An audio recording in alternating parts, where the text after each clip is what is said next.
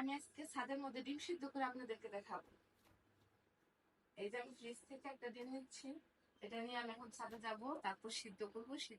ডিমটা নিয়ে আমি সোজা চলে গেলাম ছাদে। আর ছাদে পানির ব্যবস্থা আছে, এখান থেকে আমি গরম পানি নিয়েছি। আর পানিতে ডিমটা দিয়ে আমি ঢাকনা দিয়ে ডেকে সোজা রুমে চলে যাব, কারণ যেই পরিমাণ গরম, তা না হলে ডিমের সাথে সাথে আমি নিজেই সিদ্ধ হয়ে যাব। আধা ঘন্টা পর আমি রুম থেকে এসে দেখলাম যে ডিমটা সিদ্ধ হয়েছে কিনা। যেই না আমি পাতিলের মধ্যে হাত দিলাম, হায় হায়, আমার হাত তো গরমে একদম ঠোসায় পড়ে গিয়েছে। তারপর একটা কাপড়ের সাহায্যে আমি পাতিলটা ঢাকনাটা খুললাম আর একটু চেক করে দেখছিলাম যে ডিমটা সিদ্ধ হয়েছে কিনা। দেখলাম যে ডিমের সাইডটা একটু ফেটে গিয়েছে, তো ভাবলাম যে মনে হয় সিদ্ধ হয়ে গিয়েছে। দেন চেক করার জন্য আমি সেটা নিয়ে রুমে চলে আসলাম, কারণ এখানে বসে চেক করা যাবে না, কারণ এত পরিমাণ রোদ। তারপর রুমে এসে আমি যে নেয়া ডিমটা ছিলবো, ছিলে তো আমি অবাক হয়ে গিয়েছি।